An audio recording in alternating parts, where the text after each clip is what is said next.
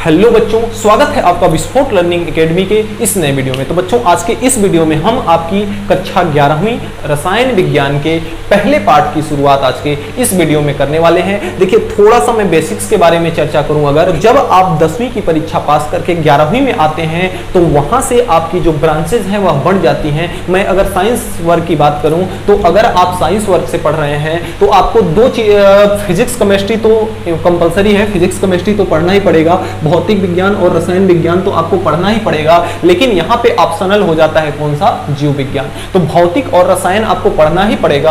अगर आप मैथ लेते हैं तो फिजिक्स केमिस्ट्री मैथ पढ़ना पड़ेगा, और अगर आप बायोलॉजी लेते हैं, जीव विज्ञान लेते हैं, तो आपको भौतिक विज्ञान, रसायन विज्ञान और जीव विज्ञान यानी तीनों विज्ञान पढ़ना पड़ेगा। अब आइए देखते हैं, बात करते हैं भौतिक विज्ञान की क्लासें तो रेगुलर चलाई जा रही हैं चैनल पर, तो उसको आप देख लेंगे जाकर के। इसको बहुत डीप में जाकर के इसका जो भी परिचय है वो बताया गया है पार्ट 1 में। तो अगर आपने वो वीडियो नहीं देखी है तो वो वीडियो जाके देख लें। अब हम बात करेंगे यहाँ पे किसकी, रसायन विज्ञान की। जीव विज्ञान अभी हमसे अलग है, तो जीव विज्ञान की चर्चा मैं यहाँ पे नहीं करूंगा। मैं स्पेशली चर्चा करूंगा किसकी, रसायन विज्ञान की। तो जो रसायन विज्ञान है हमारा, अगर इसकी परिभाषा की बात करें तो यह विज्ञान का ही एक क्या है, भाग है, विज्ञान की ही एक ब्रांच है, विज्ञान की ही एक शाखा है। तो विज्ञान की वह शाखा जिसके अंतर्गत हम किसी भी पदार्थ के संगठन, किसी भी पदार्थ की संरचना, बनावट, संगठन के बारे में अध्ययन करते हैं, वह क्या कहलाता है, रसायन विज्ञान। यानी तो विज्ञान की वह शाखा जो कि यह अध्ययन कराती है कि संसार का कोई भी पदार्थ किस चीज से मिलकर के बना है,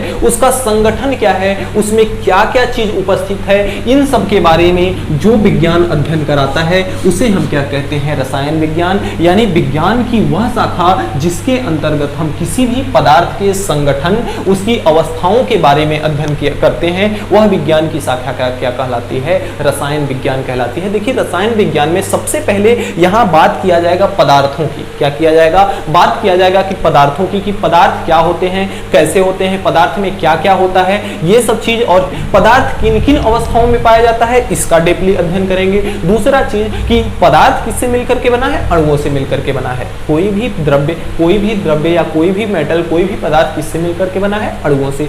तो अणुओं से मिलकर के बना है, तो अणु किन किन अवस्थाओं में पाए जाते हैं, कोई भी पदार्थ किन किन अवस्थाओं में पाया जाता है, सबसे पहले इसका हम अध्ययन करेंगे। उसके बाद हम ये देखेंगे कि जो पदार्थ के अणु हैं उनको मापा कैसे जाता है। और जब कभी भी हम मापन के बारे में जब पढ़ेंगे तो उसे हम मोल संकल्पना के नाम से जानते हैं कि मोल संकल्पना, तब वह हमारा कौन सा टॉपिक हो जाएगा, मोल संकल्पना। और मोल संकल्पना यानी पदार्थ को मापा कैसे जाता है, इसके बारे में जब हम पढ़ लेंगे, फिर हम देखेंगे कि उस मोल संकल्पना का जब हम किसी भी समीकरण से क्रिया कराते हैं, या मोल संकल्पना को जब किसी भी समीकरण के साथ ऐड किया जाता है, जब किसी भी समीकरण के साथ प्यार से जोड़ा जाता है, तो हमें रस समीकरण मिति प्राप्त होती है। और उस रस समीकरण का मिति का ही नाम क्या है, केमिस्ट्री है, रसायन विज्ञान है। तो ये मैंने थोड़ा सा छोटा सा परिचय किसका दिया, रसायन विज्ञान का दिया। अब आइए हम चलते हैं, इस वीडियो को शुरू करते हैं, और सबसे पहला हेडिंग डाल लीजिए पदार्थ। यहाँ पे अब हम बात करेंगे पदार्थ की, जिसे हम द्रव्य कहते हैं। ध्यान दीजिएगा, द्रव नहीं, द्रव पदार्थ की अवस्था है, और यह क्या है, द्रव्य है, द्रव्य यानी मेटल। तो देखिए, पदार्थ क्या होता है, आपको छोटी कक्षाओं से ही, जब छोटे छोटे थे तभी से सिखाया जा रहा है कि पदार्थ क्या होता है, वह जो कि कुछ ना कुछ स्थान घेरे, जिसको मतलब अगर जैसे इस चाक को अगर हम रख दें तो वह कुछ ना कुछ इस हमारे हथेली पे क्या कर रहा है, स्थान घेर रहा है, और इस चाक का कुछ ना कुछ द्रव्यमान है, कुछ ना कुछ भार है। तो ऐसे वस्तुओं को हम क्या कहते हैं, पदार्थ कहते हैं। तो जिसका कुछ ना कुछ द्रव्यमान हो और जो स्थान घेरता हो, वह क्या कहलाता है, द्रव्य कहलाता है, पदार्थ कहलाता है। अब आता है पदार्थ का वर्गीकरण। पदार्थ का वर्गीकरण मैं सारी चीजें आपको डिटेल में बताऊंगा, आप बस ध्यान से सुनते जाइएगा, और जहां पे जरूरत समझ में आएगा मैं परिभाषाएं लिख दूंगा, आप वहीं से प्यारा प्यारा अपना नोट्स बना लेंगे। तो पदार्थ का जो वर्गीकरण है, पदार्थ पहला, तो पदार्थ को दो भागों में बांटा जाता है। कौन कौन सा, एक तो भौतिकी,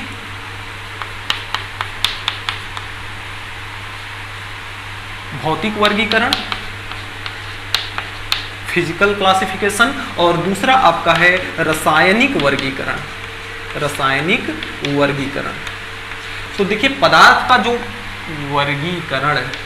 पदार्थ का जो वर्गीकरण है वह दो प्रकार से किया जाता है। पहला तो आपका होता है भौतिक वर्गीकरण और दूसरा आपका होता है रासायनिक वर्गीकरण। तो भौतिक वर्गीकरण के आधार पर जो पदार्थ होते हैं वह प्रायः तीन प्रकार के होते हैं। पहला आपका है ठोस, पहला क्या होता है ठोस पदार्थ, और दूसरा क्या होता है द्रव पदार्थ, और तीसरा आपका होता है गैस। यानी कि भौतिक वर्गीकरण के आधार पर पदार्थ को तीन अवस्थाओं में बांटा गया है, ठोस, द्रव और गैस। देखिए ठोस क्या होता है, सबसे पहले अब बात करते हैं हम ठोस की। यह तीन भागों में बांटा गया है, 1, 2 और 3। अगर हम बात करें ठोस की, तो ठोस पदार्थ की अगर हम बात करें तो जैसे ये आपका कोई ठोस पदार्थ है, तो कोई भी संसार का, ब्रह्मांड का प्रत्येक कण छोटे छोटे अणुओं के संयोग से मिलकर के बना हुआ है, तो यह एक ठोस है। तो इसके छोटे छोटे अत्यंत बारीक छोटे छोटे कणों से मिलकर के, छोटे छोटे अणुओं से मिलकर के बना हुआ है, और ये अणु जिस बल की सहायता से एक दूसरे से आपस में चिपके हुए हैं, उन बलों को हम कहते हैं अंतराण्विक बल। अंतराण्विक बल, अंतराण्विक बल क्या कहते हैं, अंतराण्विक बल। तो ठोस वे पदार्थ होते हैं जिनके अणुओं के मध्य अंतराण्विक बल जो होता है अत्यंत प्रबल होता है। जो अंतराण्विक बल होता है, ठोस वे पदार्थ होते हैं जिनके अणुओं के मध्य अंतराण्विक बल क्या होता है, प्रबल होता है। यानी कि एक दूसरे से प्रबल अंतराण्विक बल से प्रत्येक अणु क्या किया होता है, जुड़ा होता है। ऐसे पदार्थों को हम क्या कहते हैं, ठोस पदार्थ कहते हैं। ठोस पदार्थ वे पदार्थ होते हैं जिनके अणु आपस में प्रबल अंतराण्विक बल से जुड़े हों, अंतराण्विक बल से जुड़े हों, उन पदार्थों को हम क्या कहते हैं, ठोस पदार्थ कहते हैं। जबकि जो द्रव होता है, इनसे कम अंतराण्विक बल जो होता है ठोस की अपेक्षा कम होता है। तो यहाँ पे हम द्रव की परिभाषा क्या बनाएंगे कि द्रव वे पदार्थ होते हैं जिनके अणुओं के मध्य अंतराण्विक बल ठोसों की अपेक्षा कम होता है, वह क्या कहलाते हैं, द्रव कहलाते हैं।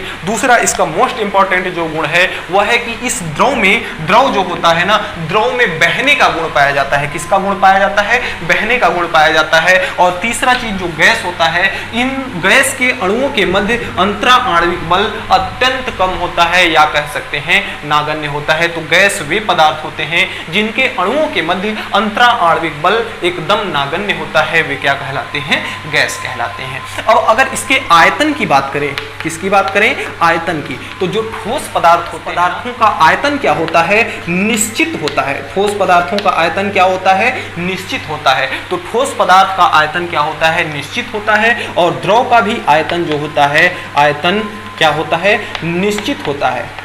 द्रव का आयतन क्या है, निश्चित होता है। आयतन कहते किसको है, पता है आपको, कि जैसे ये अगर चाक है तो इसको यहाँ पे हम रख दे रहे हैं, तो यह कुछ ना कुछ स्थान घेर रहा है। तो यह चाक जितना स्थान घेर रहा है वह उसका क्या कहलाता है, आयतन कहलाता है। तो अगर हम ठोस की बात करें, अगर हम किसकी बात करें, ठोस की बात करें, तो ये जो डस्टर आपको दिख रहा है, यह डस्टर क्या है, ठोस है।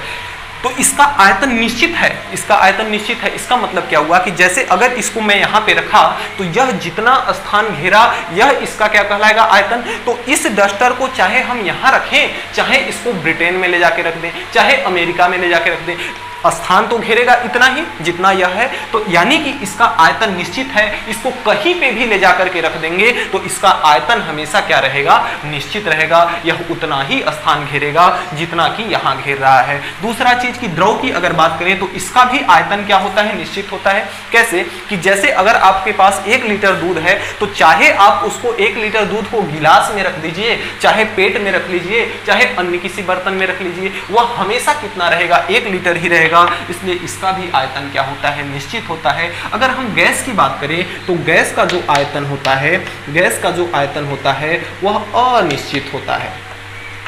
गैस का आयतन क्या होता है, अनिश्चित होता है। जैसे अगर अगरबत्ती के धुएं की बात करें तो अगरबत्ती के धुएं को चाहे तो हम फैला दें अगर, तो पूरे रूम में फैल जाएगा, और चाहे उसको तो एक माचिस की एक छोटी सी डिब्बी में भी कैद करके उसको रख सकते हैं। वह इसका आयतन भी क्या होता है, अनिश्चित होता है। अगर इसके आकार की बात करें तो इसका आकार भी निश्चित होता है। यदि यह डस्टर जिस आकार का है, इसको चाहे हम यहाँ रखें चाहे कहीं भी रखें, इसका आकार बदलेगा नहीं। ऐसा नहीं है कि ये अगर चाक है, इसको मैं आपके हाथ में दे दूं तो ये फैल के बड़ा हो जाएगा, मोटा हो जाएगा, ऐसा कुछ नहीं है। इस चाक को जब आपके हाथ में देंगे तो इसका आकार वही का वही रहेगा। तो इसलिए इसका आकार क्या होता है, निश्चित होता है। इसका आकार क्या होता है, निश्चित होता है। लेकिन अगर द्रव की बात करें, द्रव के आकार की बात करें, तो द्रव का आकार जो होता है, द्रव का आकार अनिश्चित होता है। कैसे? जैसे अगर हम पानी की बात करें, तो पानी को अगर हम किसी गिलास में रखेंगे तो वह गिलास के रूप का हो जाएगा। अगर किसी कटोरी में पानी को रखेंगे तो वह कटोरी का आकार धारण कर लेगा। यानी आकार इसका निश्चित नहीं है। जहां पे जा रहा है, जिस किसी के पास जा रहा है, उसी के हिसाब से इसका आकार निर्धारित हो जा रहा है। तो इसलिए इसका आकार निश्चित नहीं होता। आकार इसका क्या होता है, अनिश्चित होता है। अगर इसकी बात करें तो इसका तो आकार भी क्या होता है, अनिश्चित होता है। आकार भी इसका क्या होता है, अनिश्चित होता है। तो अगर हम आयतन और आकार के आधार पे इसकी परिभाषा बनाएं, आयतन और आकार के आधार पे परिभाषा बनाएं, तो ठोस वे पदार्थ होते हैं जिनका आयतन और आकार दोनों क्या होते हैं, निश्चित होते हैं, ठोस पदार्थ कहलाते हैं। और जिनका आयतन तो निश्चित होता है किंतु आकार निश्चित नहीं होता, वह द्रव कहलाते हैं। और जिनका आयतन और आकार दोनों अनिश्चित होता है, वह क्या कहलाते हैं, गैस कहलाते हैं। तो इस प्रकार से हम पदार्थों के भौतिक वर्गीकरण के बारे में समझ सकते हैं। तो ये तो रहा हमारा पदार्थों का भौतिक वर्गीकरण। यहां से आप सभी की परिभाषाएं सभी को एकदम व्यवस्थित क्रम में एक सुंदर से नोट्स के रूप में लिखेंगे। अब आइए देखते हैं कि पदार्थों का रासायनिक वर्गीकरण क्या होता है। तो रासायनिक वर्गीकरण में पदार्थों का रासायनिक वर्गीकरण दो प्रकार का होता है। पदार्थों का रासायनिक वर्गीकरण किस प्रकार का होता है, कितने प्रकार का होता है, दो प्रकार का होता है। पहला तो आपका होता है नंबर वन आपका होता है शुद्ध पदार्थ। नंबर वन क्या होता है, शुद्ध पदार्थ। और नंबर दो क्या होता है, मिश्रण। नंबर दो क्या होता है, मिश्रण। अब शुद्ध पदार्थ क्या होता है, शुद्ध पदार्थ वे पदार्थ होते हैं जिसमें एक ही प्रकार के अभिकर्मक हों, एक ही प्रकार के अभिकर्मक उपस्थित हों। इसका मतलब अभी आपको मैं समझा रहा हूं, जिसमें एक ही प्रकार के अभिकर्मक उपस्थित हों, वह क्या कहलाता है, शुद्ध पदार्थ। सबसे पहले ये लिखेंगे कि रासायनिक वर्गीकरण दो प्रकार का होता है। नंबर वन शुद्ध पदार्थ, नंबर दो मिश्रण।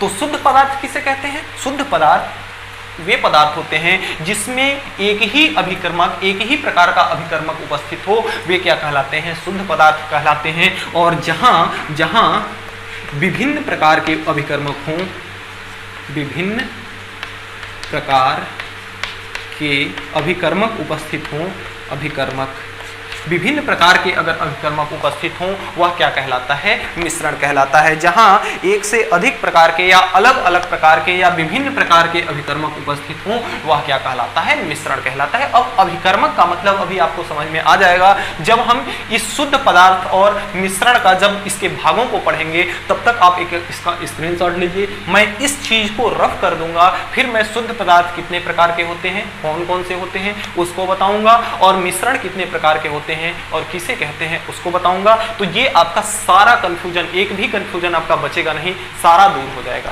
तो टेक अ स्क्रीनशॉट। तो देखिए, शुद्ध पदार्थ और मिश्रण के बारे में आइए देखते हैं। तो शुद्ध पदार्थ को अगर देखा जाए तो यह दो भागों में होता है। पहला तो यह है तत्व और दूसरा है यौगिक। देखिए, इन दोनों को लेकर के बहुत कंफ्यूजन रहेगा और ये दोनों आपको पूरे केमिस्ट्री में काम आएंगे। तो जो शुद्ध पदार्थ होते हैं दो प्रकार के होते हैं, एक तो तत्व और दूसरा यौगिक। और मिश्रण जो होते हैं ये भी दो प्रकार के होते हैं। पहला तो आपका होता है समांगी और दूसरा आपका होता है विषमांगी। तो मिश्रण भी कितने प्रकार का, दो प्रकार का होता है। एक तो समांगी मिश्रण, दूसरा विषमांगी मिश्रण। तो सबसे पहले शुद्ध पदार्थ की बात करें, तत्व यानी एलिमेंट, यौगिक यानी कंपाउंड। तो यानी कि तत्व और यौगिक, एलिमेंट और कंपाउंड की बात करें तो तत्व किसे कहते हैं, जिसमें एक ही प्रकार के अणु उपस्थित हो। ध्यान से देखिएगा, सारा कंफ्यूजन आपका दूर होगा। जिसमें एक ही प्रकार के अणु उपस्थित हो, एक ही प्रकार के अणु उपस्थित हों, जिसमें एक ही प्रकार के अणु उपस्थित हों, वह क्या कहलाता है? तत्व कहलाता है। परिभाषा को ध्यान में देते जाइए, मैं अभी आपके सारे कंफ्यूजन को दूर करूंगा। एक ही पदार्थ के जिसमें एक ही प्रकार के अणु उपस्थित हों, वह क्या कहलाता है? तत्व कहलाता है। जैसे O2 H हाइड्रोजन यानी ऑक्सीजन, हाइड्रोजन गैस और हाइड्रोजन और आपका ये हो जाएगा बिस्मिथ Bi2। ये सब क्या है? आपका तत्व है। ये सब क्या है? तत्व है। और यौगिक की अगर बात करें तो यौगिक में क्या होते हैं? अलग अलग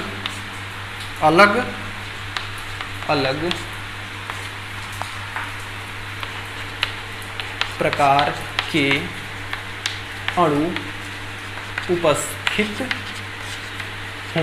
जहां पे अलग अलग प्रकार के अणु उपस्थित हों, उन्हें हम क्या कहते हैं? यौगिक कहते हैं। अब देखिए, आप ये कहेंगे कि सर आपने शुद्ध पदार्थ तो वे पदार्थ बताया था जिसमें एक ही प्रकार के अभिकर्मक यानी कि भाग लेने वाले, अभिकर्मक का मतलब भाग लेने वाले। तो ऐसे अणु जिसमें एक ही प्रकार के अणु उपस्थित हों, एक ही प्रकार के अणु भाग लेने वाले उपस्थित हों, उन्हें हम क्या कहते हैं?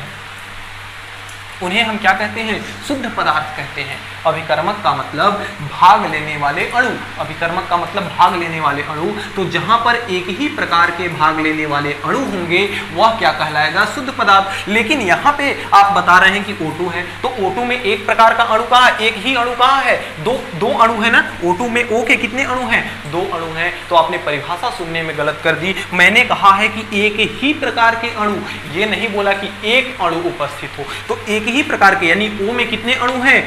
2 अणु हैं। O में कितने अणु हैं? 2 अणु उपस्थित हैं। तो यानी कि O क्या है? एक ही प्रकार के अणु हैं। दोनों एक ही प्रकार के अणु हैं। H में 2 H है, दोनों H एक ही प्रकार का है। विस्मित में Bi के 2 अणु हैं और Bi है, यानी एक ही प्रकार के अणु उपस्थित हों, यानी एक अणु उपस्थित ना हो, एक ही प्रकार के जहां अणु उपस्थित हों, वह क्या कहलाता है? तत्व कहलाता है। और इससे लिंक हम करा रहे हैं, देखिए कि एक ही प्रकार के अभिकर्मक, ये क्या है? एक ही प्रकार के। जैसे अगर हम किसी भी अगर बर्तन में अगर हाइड्रोजन गैस को रखें तो H2 के कितने अणु उपस्थित होंगे? ढेर सारे अणु उपस्थित होंगे। तो यानी कि एक ही प्रकार के, इसके अंतर्गत एक ही प्रकार के अभिकर्मक उपस्थित हैं। तो जहां पर एक ही प्रकार के अणु उपस्थित हों, जिस पदार्थ में केवल एक ही प्रकार के, एक नहीं एक ही प्रकार के अणु उपस्थित हों, वह क्या कहलाता है? तत्व कहलाता है। और यौगिक जहां पे अलग अलग प्रकार के अणु उपस्थित हों, वह क्या कहलाता है? यौगिक कहलाता है। अब आप ये कहेंगे कि यहाँ पे तो सर एक ही प्रकार के अभिकर्मक उपस्थित थे, तो ये बात आती है समझ में। लेकिन यहाँ पर आप कह दे रहे हैं कि अलग अलग प्रकार के अणु उपस्थित हों, तो मैंने अभिकर्मक की बात नहीं की। यहाँ पे एक ही प्रकार के तो अभिकर्मक हैं, लेकिन अभिकर्मक के अणु जो हैं, अभिकर्मक के अंदर का जो संगठन है, वह अलग अलग प्रकार के अणु हों। लेकिन जैसे देखिए, जैसे अगर हम जल की बात करें, किसकी बात करें? जल की बात करें, तो अगर आप किसी पात्र में पानी भर करके लाते हैं तो उसमें ढेर सारे H2O के अणु होंगे। उसमें क्या होंगे? ढेर सारे H2O के क्या होंगे? अणु होंगे। तो यहाँ पे देखिए क्या है कि H2O के अणु, H2O एक प्रकार का अभिकर्मक है। कितने प्रकार का अभिकर्मक है? एक प्रकार का एक अभिकर्मक है। H2O क्या है? अभिकर्मक है, यानी जल में भाग ले रहा है। H2 एक अणु है, H2 एक अणु है, H2O एक क्या है? अणु है। और एक ही प्रकार के अभिकर्मक H2O, यानी कि इसमें भाग लेने वाले जो H2O के अणु हैं, वह सारे क्या हैं? H2O के ही अणु हैं। दूसरा अणु इसमें उपस्थित नहीं है। अगर आप पानी को कहीं भी, चाहे अमेरिका से पानी उठा के ले आइए, चाहे भारत से उठा के ले आइए, चाहे कहीं से भी पानी उठा के ले आइए, उसमें अणु क्या होंगे?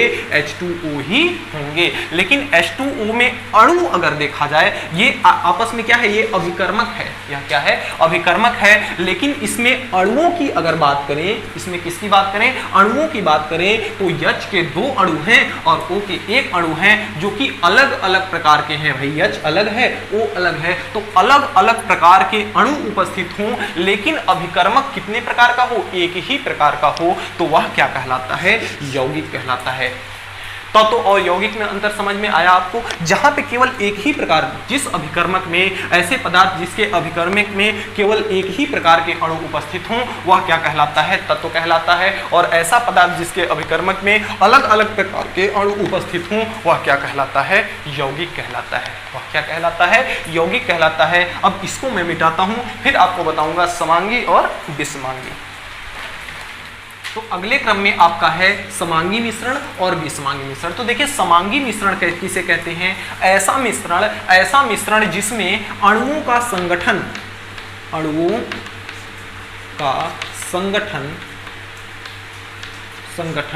प्रत्येक जगह क्या हो, प्रत्येक जगह समान हो, ऐसे मिश्रण को हम क्या कहते हैं, समांगी मिश्रण। और ऐसा मिश्रण जिसमें अणुओं का संगठन